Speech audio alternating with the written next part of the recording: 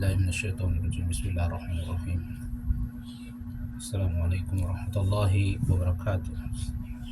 Umanang tanong ng isubject tanong to kabangagi sa kanu sarb mana ilmu sarb. Okay. Nanasya tanong nun sa kanu mulakhas ilmu sarb yani mana na su makampat akag kataw sa kapag sa kanu sarb. Very simple. Kapag kataw sa kanu sarb, napakadaling pag-aaral ng sarb. Ang ating tatalakayin ngayon ay yung tinatawag nilang al-fi'lun madi. Yani maana na sa fi'lun madi, verb and past tense. So fi'il binagtuan sa madi. Saan rin tama na magagatanong inshallah.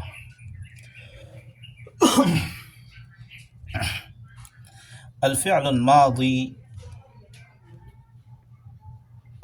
الثلاثي المجرد يعني معنى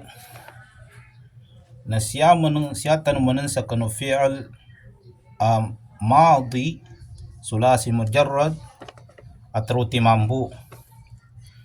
Yan ang pideo truti mambu na truti may antanganin, truti man ibatangin.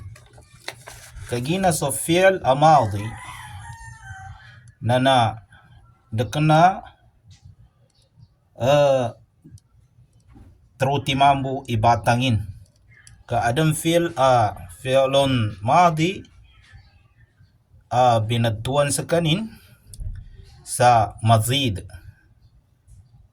biziyadatil alif fi awwalihi. Armanam fi'l amadi binadtuan sa kanin sa rubai, khumasi, sudasi. Langunan tuba afil na mbibidaya silan sa kapag-usay kanu maananin ugaid na fi'lun madi bun silan tanan. Sa guna na siya tanong sa kanu fi'l al-madi sulasi al-mujarrad. Ang ating tatalakay ngayon ay walang iba kundi ang fi'lun madi sulasi mujarrad. Ang ibig sabihin ng sulasi mujarrad ay tatlo lang ang kanyang letra. Yan ay tinatawag nila sa matnul bina na fa'ala. Ang fa'ala daw ay fa'ul fi'l, ainul fi'l, lamul fi'l. Nasara, ganun pa rin. Fa'ul fi'l ang nun, ainul fi'l ang sad, lamul fi'l ang ra. Pero hindi naman importante yun. Ang importante dito sa pag-aaral natin ng sarf ay yung iba't ibang klase o uri ng mga fi'il na kailangan malaman natin ang bawat isa sa kanila kung ano bang ibig sabihin nun. Okay. Pero ngayon, dito tayo lil fi'l al mujarrad as-sulasi. Siya tanu sa kanu fi'il bu trutiman. Siya tanu kanu fi'il trutiman bu. Hiya salasatu awzanin fil madi. Ang tuwan-tuwan trutiman iupamanin sa kanu madi. Siya kanu madi atau kanu huruf madi. Sa ngayon dito tayo sa tinatawag na lil fi'l mujarrad as-sulasi. Yung verb na tatlo lang ang kanyang letra. Hiya salasa awzanin. Siya ay mayroong tatlong halimbawa sa loob ng past tense. Okay. Ang kanyang example, nahu, ang kanyang example, una-una, fa'ala. Pangalawa, nasara. Pangatlo, kataba. Sa ikalawang number naman, o sa number 2, ang kanyang example naman dito ay fa'ula, karuma, hasuna. Pangatlo, fa'ila, fariha, warisa, hasiba. Kaya kailangan natin malaman kung ano ba ang ibig sabihin ng mga fi'il na ito. Ito yung sinasabi nila o sinabi niya na hiya salasa awzani fil madi. Tatlong halimbawa sa loob ng madi. Wa ghayra zalik. At yung mga iba pa dyan. Baka kasi may count naman natin ang pu'ila at kutiba. Fi'alun madi rin siya pero may ato adun siya date pambitialan tano. May pag-uusapan tayo dito sa fi'il na ito. Okay. Nahu.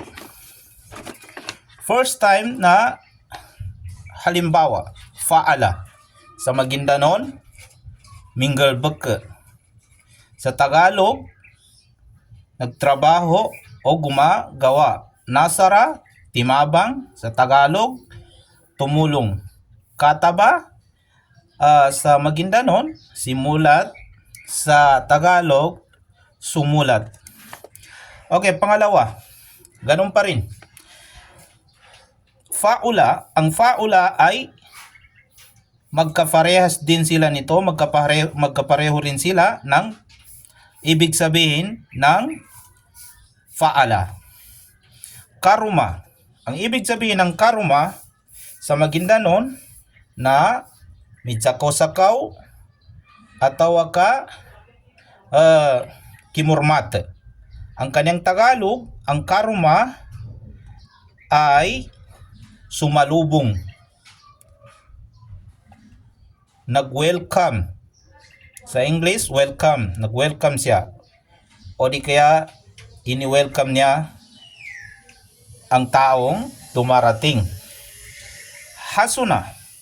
Sa Maguindanon, ang ibig sabihin ng hasuna sa Maguindanon ay pwede mo naman siyang sabihin, migkapya, kapag dalunan ka sa migkapya, ataw ka mapya.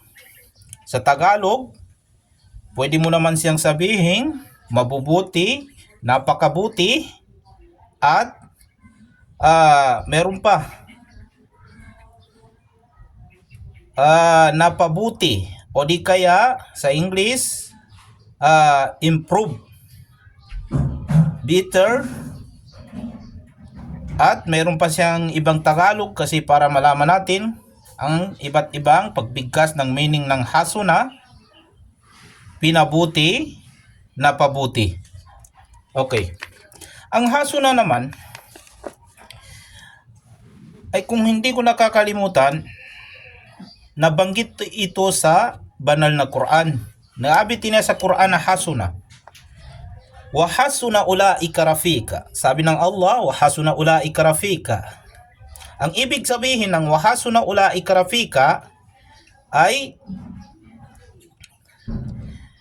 wa hasuna ulaika rafika at sila ang mabubuting kasama o kaibigan. Sa Maguindanon, silang kun mapya at tagapra atau kapakat.